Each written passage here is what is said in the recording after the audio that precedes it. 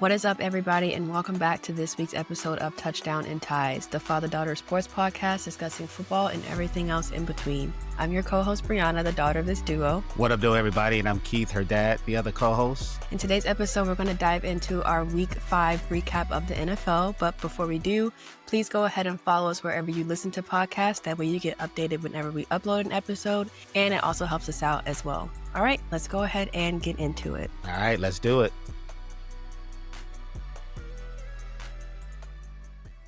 So I kind of feel like we're living in a fever dream as we finish up Week 5 of the NFL. Yeah, like something that just doesn't feel real, but it's actually happening in front of us. That's just because, new. Okay. I mean, right. You never heard of that?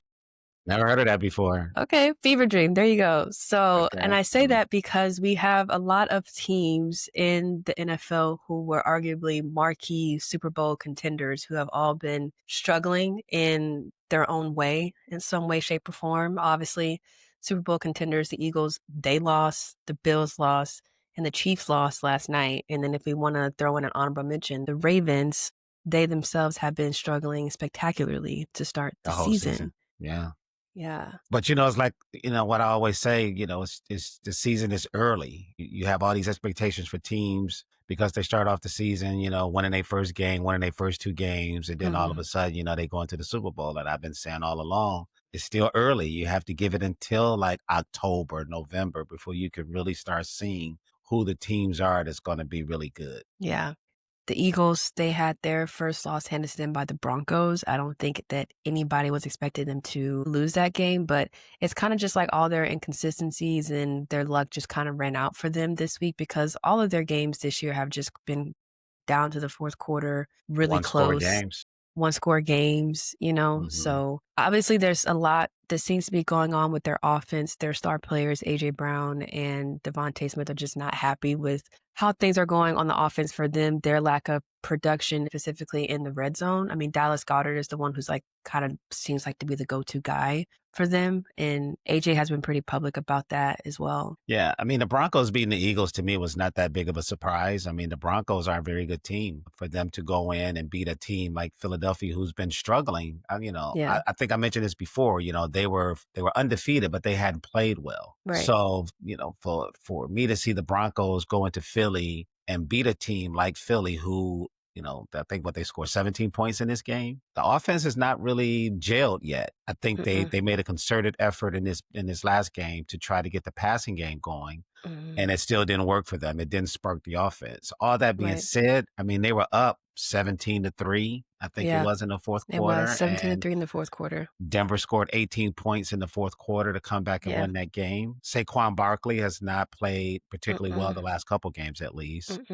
He's off to a slow start this year, certainly not on pace to get another 2,000 yards, I think, like he had last year. So overall, the offense has just been struggling. You can tell that A.J. Brown is a little unhappy. I think in this past game, Devontae Smith, I think he did have over 100 yards. He did receive it in this game or whatever, but it still wasn't enough to spark the offense. And I don't know exactly what's going on with Philadelphia's offense, but they need to get it together. Yeah. Speaking of teams that were kind of struggling on their offense, they looked like they were kind of getting it together, but they fell flat last night. The Chiefs and Jacksonville won that game. That was a pretty good Monday night game. I was happy that it was a good game. Usually, that was a crazy touchdown at the end with Trevor Lawrence. I thought that was it. Was it. I was like, when you going? It wasn't his fault that he fell. He got stepped on, but that was, kudos to him on that effort for, getting back up and getting that touchdown. I thought that was it. Yeah, he showed some crazy athleticism on that one, to get tripped. And then he tried to get up and then he kind of like fell down again. And then he got back up. But give the offensive line credit. Because the defensive line didn't have any pressure in that situation. The guy fell down. Like I said, he stumbled, tried to get up, fell down again, and there was still no pressure on him in the play. And for him to be able to get up and scramble outside and score that touchdown, it was an incredible play. We saw another incredible play with a 99-yard touchdown return by the Jaguars in that game. The Chiefs had almost 500 yards of offense, and yet somehow still managed to lose the game. Yeah. So it was a big credit to the Jaguars, who are now 4-1. They're starting their season well. In each of their games, aside from last night, they've had at least 3 takeaways in each game through week 4. And then last Yeah. night they had that one takeaway that, like you just said, ended up being that pick six, and that was the first time that they had beat the Chiefs since 2009. Wow, I didn't know So that. that was, yeah, they snapped a long streak with them. And I will say, going back to that touchdown, you got to bench number 27, Connor, on the Chiefs. How are you going to get that pass interference? And as long as that helped them, I mean, that gave It them did, 15 yeah. yards, like, you know, basically to the 1 yard line. That kind of set them It up, and did. that was the end of that one. But, things like that happen. I mean, Yeah. it was kinda like, I don't wanna say it was a design play by the Jaguars to try to draw that DPI on that guy or whatever, but, they call a lot of defensive pass interference penalties when balls are underthrown and, Yeah. guys trying to jump back and catch a pass, whatever. I mean, it's really hard to be a defensive back in the NFL because you really get no leeway at all. Yeah. So, I mean, that Yeah. just happens, man. I mean, give the Jaguars credit. They did what they needed to do after the Chiefs had gone down and taken Mhm. the lead 28-24, and you're thinking like, Yep. okay, here's a chance for Trevor Lawrence to march his team down the field, 2-minute drill and get a touchdown and win the game at home. And they did it. So give them credit. Got Yeah. to give them credit. And like I say, they're 4-1. They're tied with the Colts in the AFC South Yeah. right now. So give the Jaguars credit. Yeah, there you go. Chiefs still got a lot to work on. That they had like 12 penalties last night, so They had a that's lot of not good. penalties. They had a Yeah. lot of Speaking of a penalties. team that played sloppy, the Bills. The Bills had 11 penalties for 90 yards on their Sunday night game against the Patriots. They But did. I think the bigger story in that game too is going to be Drake May. He played a really, really good game against a very, very good quarterback in He Josh did. Allen. Stephon Diggs had a good game too. Yep. In addition to the 11 penalties that Buffalo had, I think they also had like 3 turnovers in They that had 3 game. So turnovers, 1 that interception, and 1 definitely fumble helped. on Josh Allen alone. Yeah. Yeah, that helped. And it's like I said, there are no easy games in the NFL. Mhm. On paper coming into this game, I really wasn't really all that interested in watching that game because I'm No, thinking at like, man, all. Buffalo gonna blow New England out. But they didn't. You sitting Not there, at you all. watching the game, Buffalo's keeping it I'm sorry, New England is keeping it close. Yep. And you're thinking like, okay, they let these Mhm. guys keep hanging around to the fourth quarter. You give them confidence and give them a chance to steal the game from you. And that's Right. exactly what happened. So that's why I always say Yeah. it's just there are no easy games in the NFL. I mean, Yeah. everybody is a professional. Everybody's getting paid. So Yeah. on any given Sunday, Monday, or whatever day they play, Yeah. you can be beat. I don't care how good your Yeah. record is, how bad the other team's record is. Anybody can be beat, and we saw that. Yeah. Not that you think New England is a horrible team, but you No. certainly didn't think New England was going to go into Buffalo on a Sunday night and win that game. Not the way No. Buffalo No. was playing. At least I didn't No, yeah. think so. Yeah, 'cause Buffalo was not playing good. They had way too many penalties. Josh Allen had, I feel like, Right. some uncharacteristically some mistakes on his side that you don't really see from him. Right. But the Patriots, they just played efficiently. They had literally exactly like 26 minutes of possession the whole game, less Wow. time on possession than the Bills did, and they scored more points. So They scored the more Patriots, the points. Patriots did really well. So, and their kicker at the end, the 6th-round draft pick out of Miami, he kicked that Yeah. 52-yard field goal to win the game. And Mike Vrabel was a good coach. I mean, he was a good he Mhm. was a good coach when he was at Tennessee. Set Yeah. out for a year or two or whatever. Came back. He played with New England Mm. throughout his playing career, and he's Mhm. coming back, and Mhm. he's gonna turn those guys around, man. He's gonna get back Yeah. to the New England. I ain't gonna see. It's gonna be hard to replicate. Winning 6 championships, whatever. But New England is gonna be legit.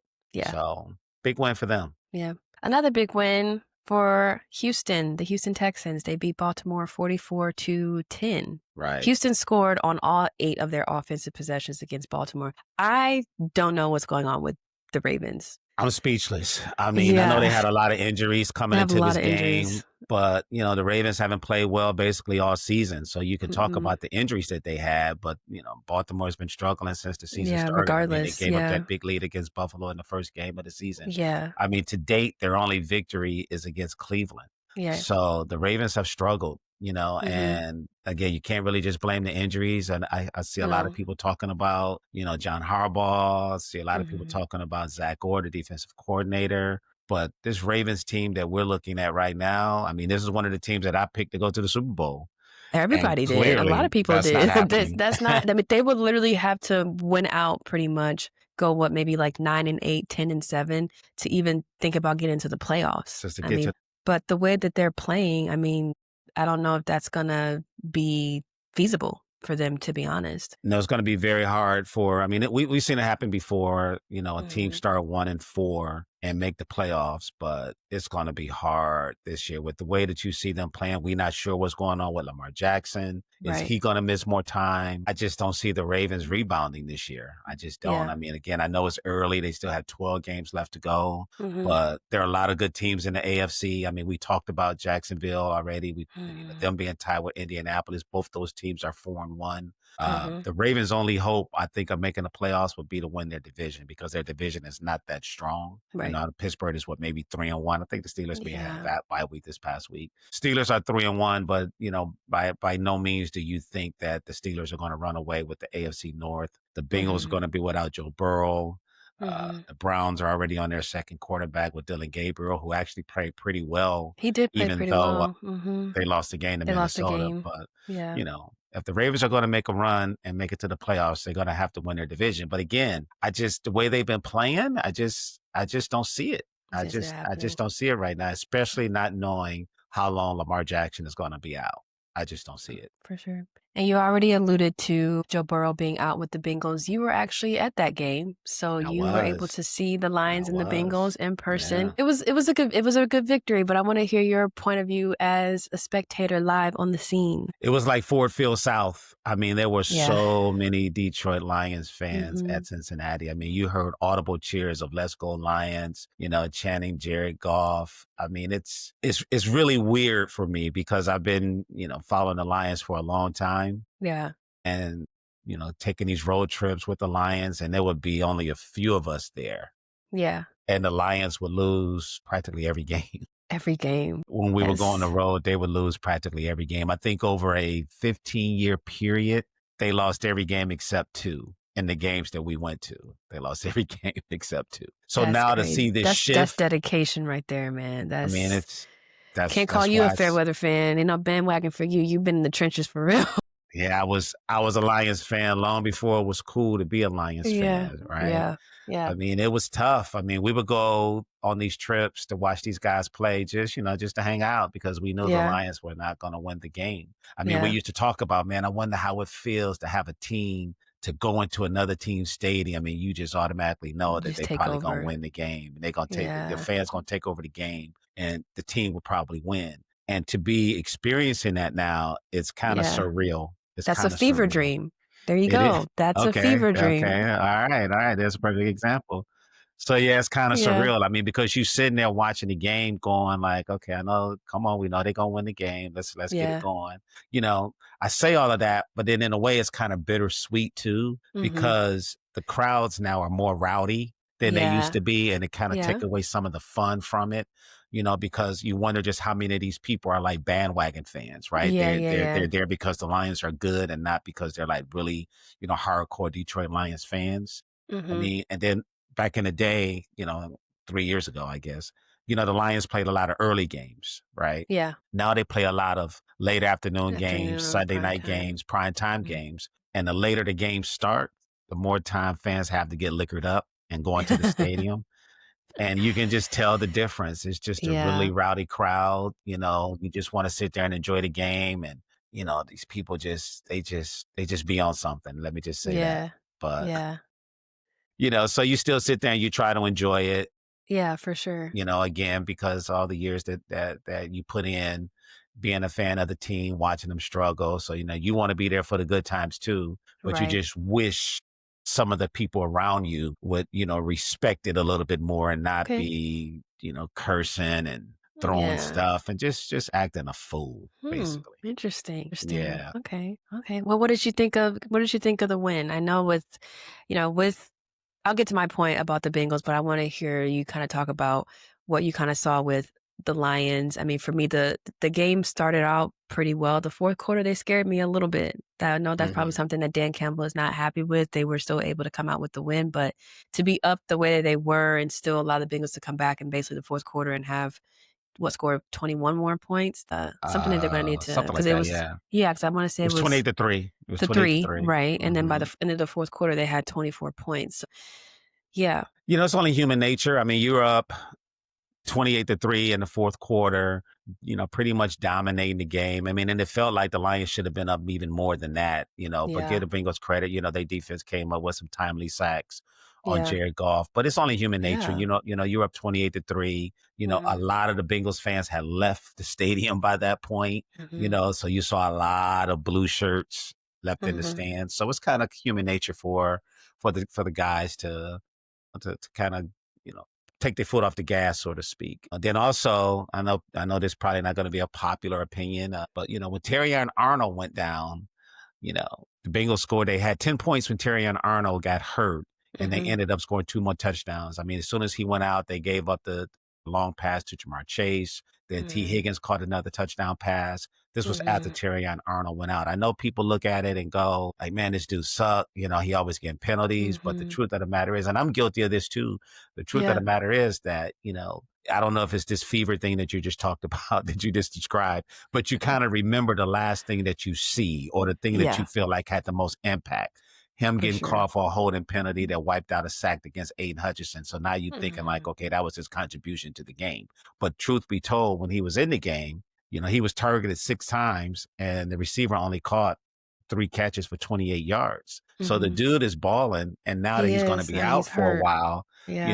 the Lions are going to miss Terrion Arnold. And again, I'm guilty of that too. I'm thinking like, man, why this guy keep getting penalties all the time? But it's not that he get penalties all the time. It's just that his penalties are always like at the most, The worst time. at the worst time. Yeah, like I said, Yeah. wiping out a safety deal or wiping out a Right. sack or something like Or that. a good But gain or something or yeah, whatever. yeah, exactly. But I never felt like the Lions were in danger. I mean, even when Mhm. Cincinnati cut the lead, I think it was like 28-17 maybe. Yeah, I it's pretty never close.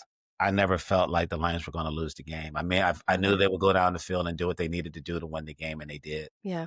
Yeah. I was looking at, Jake Browning. He threw 3 interceptions. I wanna say the Lions actually did something with all of those interceptions, but They score points. They did. yeah, they got points Hmm. on those, but my Hmm. main point that I wanted to make about the game was actually about the Bengals, and I don't know if saying that the team would be much different if Joe Burrow was there. I mean, because even when he was there, the Bengals were struggling. Last year, they set an NFL record of winning at least 4 games and scoring 30 or more points and still losing. So They obviously, did. there's still some things going on with the defensive line still giving up too many points. Obviously, their offense needs some work because their quarterback keeps getting hurt. But if they barely had a chance with a quarterback like Joe Burrow, who's one of the best quarterbacks in the league, setting other records in his own right, I feel like without them, the Beagles just don't have a shot, period. I mean, Yeah. like you said, they did well against the Lions in a sense because, like I said, the defense on their own, they had 4 sacks on Jared Goff, so that's Hmm. good for them. But, offensively, they still really couldn't do much. And like I said, then Jake Browning himself, he threw 3 interceptions in the game. So I don't think Joe Burrow is out for the whole season. Correct me if I'm wrong. I think he's I supposed think to he be back is. like, oh, he is? I thought it was like December or I mean, January. I think maybe December, January, but by that time, Right. if the Yeah. Bengals are Just, out of it, yeah. you're probably not Right. going to bring him back. The Yeah. Bengals were 2 and Yeah. 0 when before Joe Burrow got Or hurt. went out. Exactly. They Yeah. were playing well, and make no Yeah. mistake about it, with him, under center, the Bengals are a much better team. A much better They're team. going to be a Yeah. much better Yeah. team, and with him Yeah. under center, it makes everybody else better Right. because the Okay. defense now, they don't feel like they have to be perfect when they Right. go out on the field, because they feel like they give up points. The more points they give up, the harder it's going to be for them to score points. Yeah. With Jake Browning as their quarterback. So make Mhm. no mistake about it, losing Joe Burrow is huge. Yeah. Is Well, for huge. sure. I mean, they would Yeah. definitely be a lot better with Yeah. him than Yeah. without him. They just have to find a Yeah. way to keep him healthy. I mean, that's the problem with Joe Burrow. I mean, to my knowledge, maybe the year they went to the Super Bowl, he stayed That healthy was for the the only whole year he was season. healthy. Yeah, every But other season, yeah, I feel like he's he's had missing games. some kind of injury. And then, like You, you already talked about Jamar Chase, T. Higgins. You have all these playmakers on this hmm team. The Bengals are set up to be a really, really good team. You just hmm have to keep your quarterback healthy. But like you said, with him out, I don't know. I just feel like they don't really have a chance without Joe Burrow. Joe Burrow got hurt. I don't know. Maybe it was his first or second season, and he got hurt. And the Bengals had a chance to draft Panay Sewell. who everybody thought that they were going to draft, but they ended up drafting Really? Jamar Chase instead, which is, It's Jamar just, Chase is a phenomenal player. yeah, that's not. But I thought for certain that they were going to draft Penei Sewell because they already had their franchise quarterback. They just needed to find a way to be able to help protect him. And Penei Sewell, coming out of college that year, was clearly the top offensive lineman. So them bypassing Penei Sewell in favor of Jamar Chase, and I believe the Lions picked next or 2 picks later or whatever, and they drafted Penei Sewell. Yeah, so Good for us. it helped us out. Yeah, I It didn't definitely helped know us out. that. I mean, because Joe Yeah. Burrow, he tore his ACL his first season. Because the second Exactly. season was when he went to the Super Super Bowl. Yeah, exactly. And So out then, you figure like, okay, we got Jamar, we went to the Super Bowl, but now you're thinking long term. And right. again, I mean, you're not going to trade Jamar Chase for Penei Sewell, No, right? You're not no. going to do that. I You mean, would love both to have these them guys are both. great. You would love to have them both, and it was no way they were going to get both guys. But Right. Additionally, I guess you would say is a little bit easier to find a all pro wide receiver than it Right. would be to Then, find an all yeah, pro offensive offensive lineman. lineman, Case in point, 100%. Amon-Ra St. Brown was drafted in the 4th round, and he's one of the Yeah, best receivers in the yeah, NFL. Same thing for like with a sure. Puka Nacua Yeah. in LA. I mean, you can Yeah, the find these Rams. guys, but the bypass on an all pro offensive lineman who he's a day one starter that's Yeah. going to be on your offensive line for probably 10 years if he doesn't get hurt. Those guys are hard to find. Yeah. So Yeah. thank you, Cincinnati.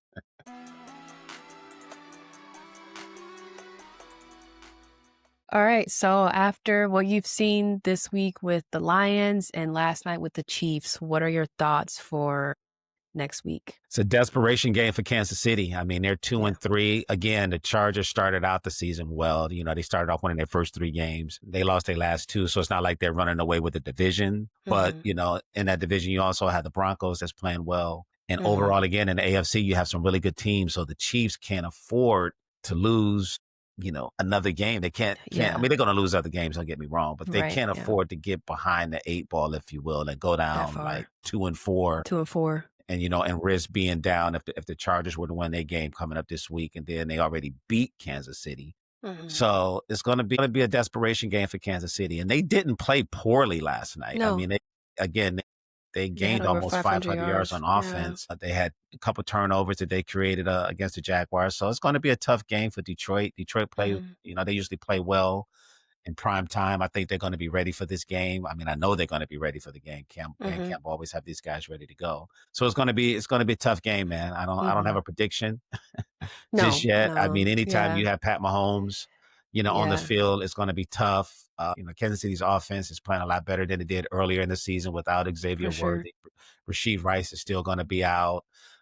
But it's going to be a good game between 2 really good teams. So I'm looking forward to it. Of course, I think, I want Detroit to win the game. For sure. But it's going to be tough to go into Arrowhead on Sunday night and win. It is an Arrowhead. Yeah. Right.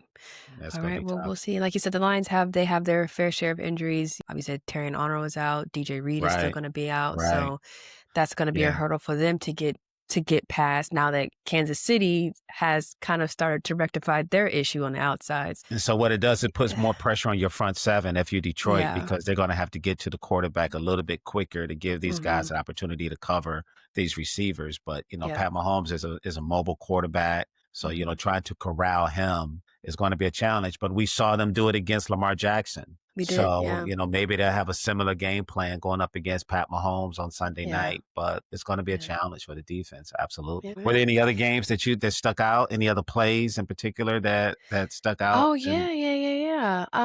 Arizona versus the Titans. What was that crazy fourth quarter? Probably one of the most bizarre losses I've ever witnessed in the NFL. Just unbelievable that Arizona found a way to lose that game. I mean, Arizona fans are kind of like, as a Detroit Lion fan, yeah, man, I empathize with these guys because your team Arizona's been to a Super Bowl. At least they have been to a Super Bowl. Right, the Lions so I have can never been say to a Super that. Bowl. But overall, when your team is losing all the time, it's like they find creative ways to lose games. Right. And we saw that in this twice game. It was in one quarter. Incredible. Like what was that? I mean, you had the guy going to the end zone once again. It was the second week in a row. You drop the freaking ball before you break the plane into the end zone. Like, what do you guys hold it? hold on to it. I need to see you in the back of the end zone before you drop that ball. Exactly. That It needs to has be to the new be standard. it has to be the dumbest mistake that you can make in football, Like, is to you drop the ball before you cross the goal line, and we see it all the all the time. time. It's not And you rare would like I thought think it was. consciously, when you running down the field and you about to get to the end zone, you would think that consciously in your mind, you'd be like, okay, make sure you across the goal line before you drop the ball. Right. Don't be a Sports Center highlight, for something, doing something, crazy like that. And yet it Here we are. happens all the time. And it cost them the game. I mean, because they were up 21-6 at that point. You get another Right. 6 points, kick the extra point, that's 7 points. You're up 28-6 in the fourth quarter. The game is over. Yeah. Yeah. Instead, you give Tennessee some momentum For because you sure. turn the ball over in that situation, and now they still have a chance. And Yeah. once that happened, it seemed Yeah. to spark the Titans, and then they go down and Yeah. score a touchdown, and then they miss the extra point. Right. So you still thinking like, man, you trying to hand the guys the game, and they The don't want it. game. Yeah. It No, was just exactly. crazy. And you speaking of not wanting it, then Cam Ward threw the interception. That was Dude crazy. dropped the interception. That was and then crazy. they proceeded to bobble the ball in the end zone to be recovered by Tennessee. I would have been sick. Yeah, that's crazy. Like you said, literally creative ways to lose the game, because there is just, because even if, say, that last thing happened with the interception and they still got that touchdown early, if dude didn't drop the ball, they probably still would have won. It would have been close. It would have been an ugly win, which would have been an easy win. Right. But just way too many chances in that game. Yeah. I mean, I couldn't imagine watching that. I mean, I get mad if I see, obviously, like if Jared Goff throw too many interceptions in one game, or if Bryce Underwood overthrow the ball too much. But that, very bizarre. That film was just, study, and whenever they watch the film on that one, it's got to be painful. I mean, that's laps around the field all day long. That's what practice is going to be. Like, you're not supposed to give punishment like that, but that is deserving, because there's just no way. There's just no way. It was an improbable loss by the Cardinals in that situation. Yeah, that was. I mean, it's a joke. I mean, you sitting there and you watching the highlights of that, and you're going like, they did what? Right. You listen to it like, what did they do? I mean, you have to see it to believe it. And then when you watch it, you still don't believe it. Like, ain't no way that's what happened. Yeah. You still don't believe it. So that was a bizarre game. And then the Jets, I'm rooting for Aaron Glenn, man. Yeah. He is the only winless team in the NFL right now. That's tough. I mean, AG's got to be careful, man. I mean, I've seen it before where, they give coaches 1 year. 1 year. I was thinking the exact same thing. Fired. And I would. So, I mean, not that there's any conversation about that now, but you certainly can't go, you'll be remiss not to have it in the back of your mind. 4-13 or whatever the record may be, and think that your job is going to be safe, especially if they looking at it like, okay, our culture is not any better than it was, before we brought this guy in. I mean, I'm rooting for him, but the Jets got to get it together, man. They got to find a way to win some games, man. That's just bad. That's just bad. And here we are with the Cowboys. They won the game. They beat both New York teams, or accounted for their 2 victories, and they played well against the Green Bay Packers. And now everybody's chanting, Dak Prescott gonna win the MVP. The Cowboys are back and that sort of thing. So it's it's typical Cowboy fan behavior. They team win a couple games and they get excited. They gonna come for you. Don't be. I'm not. I don't care. I mean, for me, I want to see the Cowboys beat somebody good before, I say, okay, maybe the Cowboys are on to something. I mean, don't give me all of this. You beat, a 1-win New York Giant team and a 0-win New York Jet team, and tell me how great you are. Yeah. You have to win. You have to beat somebody first. Yeah. They still got to play the Lions. Washington. So they got to play the Lions. They got to play the Commanders. In a couple weeks, they play the Commanders. So when you start stacking up some wins against some of the elite teams in the NFL, then you can maybe I'll sing some of your praises. But for now, calm down a little bit. Dak is a good player. I'm not dissing Dak. I like Dak. Don't get me wrong. He's a good quarterback. But, I mean, after 5 weeks, you're saying that he's the MVP. Stop. Because as soon as he have a bad game, you see the videos with them throwing Dak Prescott jersey in the garbage. Yeah. Yeah, Cowboys fans are a different breed, man. Yeah, they're a different breed, man. They're a different breed. But we'll see. We'll see. Maybe he will win the MVP. We'll see.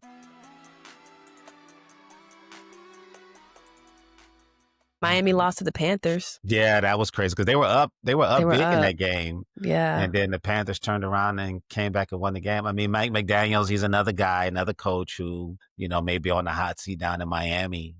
Yeah, they blew that game. They definitely blew that game. So, yeah.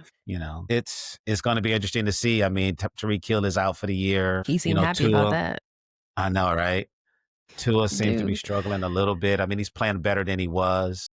Yeah. But something is not right in Miami. I mean, I don't watch a lot of Miami Dolphin football, so I can't really sit here and, speak eloquently about the Dolphins. I just look at their record and watch their highlights, and I see that they're struggling a little bit. But, something seems to be off. They started out well with Mike McDaniels as coach, but something seems to be going wrong there in Miami. So I got to keep an eye on that one. Yeah. Yeah. But that's it. That's all I got. I think we got Philadelphia and the New York Giants are playing Thursday night football. Another game where it's a divisional game. Both teams will be a little desperate to bounce back from losses because the Giants lost to the Saints. The Saints got their first win against the Giants. So it'll be a good game on Thursday night with both teams trying to get back in the win column. So I'll be looking forward to that. All right. They're going to kick off week 6. Other than that, I'll be watching the Tigers, see if they can, there you go. Win these 2 games against the Mariners and make it to the ALCS. That's all I got. And the WNBA finals are still going right now, too, so we can't forget WNBA finals are going on. The Aces are up 2-0. So Yep. Phoenix got to win this next game. They don't want to go down 3-0. I think the next game may be tonight, maybe. Yeah, I think it's tonight. They don't have to do anything. We want Asia Wilson and Aces. The Phoenix don't have to do anything. I want to see a good series. I mean, of course, I love Asia Wilson. I mean, she's one of my favorite athletes. Phenomenal, period. But I want to see a good series. So maybe Alyssa Thomas and Kalia Copper and those girls can come back and, play well at home and get a win. I get into that. No tea, no shade to anybody. No, everybody's great. I want to see a good series.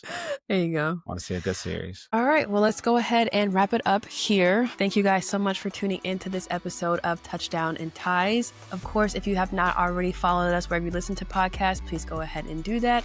That way you can get updated whenever we upload an episode, and it also helps us out as well. All right. We will catch you guys in the next one. All right, y'all. Stay here till we get back.